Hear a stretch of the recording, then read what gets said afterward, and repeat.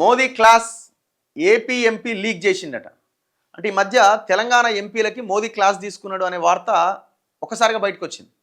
ఇష్టం వచ్చినట్టుగా అసలు మామూలుగా కాదు, ఈ చెంప ఆ చెంప వాయించిన ఎంపీలందరికీ అసలు ఏం పని చేస్తున్నారా మీరు, మీకంటే అసదుద్దీన్ ఓవైసీ నయం ఉన్నాడు అని ఏకంగా అసదుద్దీన్ ఓవైసీతో కంపేర్ చేసిన మన తెలంగాణ ఎంపీలను ఇజ్జత్ మొత్తం పోయింది.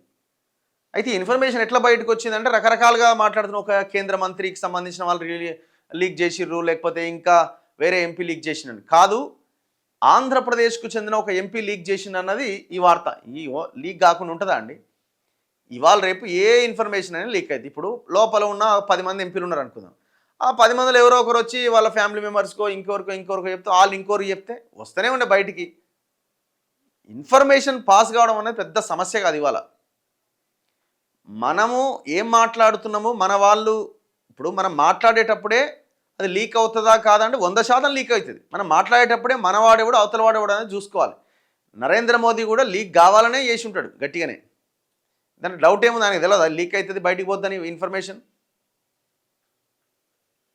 కాకపోతే ఏంటంటే వీళ్ళు కుతకుతలాడుతున్నారు ఈడ ఉన్న ఎంపీలు. వీళ్ళు పని చేయకుండా మొత్తం అంతా ఇప్పుడు మేము ఎట్లా గెలిచినాము, ప్రజలు ఎట్లా గెలిపించినారు, ఒకప్పుడు ఎంపీలే లేకుండే, తర్వాత 4 అయినాము, తర్వాత 8 మంది అయినాము, కొంత సోయితో ప్రజల దగ్గరగా పనిచేయాలా, తెలంగాణ సోయితో పనిచేయాలా, ముఖ్యంగా మార్వాడి సోయితో కాదని కొంత ఆలోచన చేసి ముందుకెళ్ళుంటే బాగుండేది.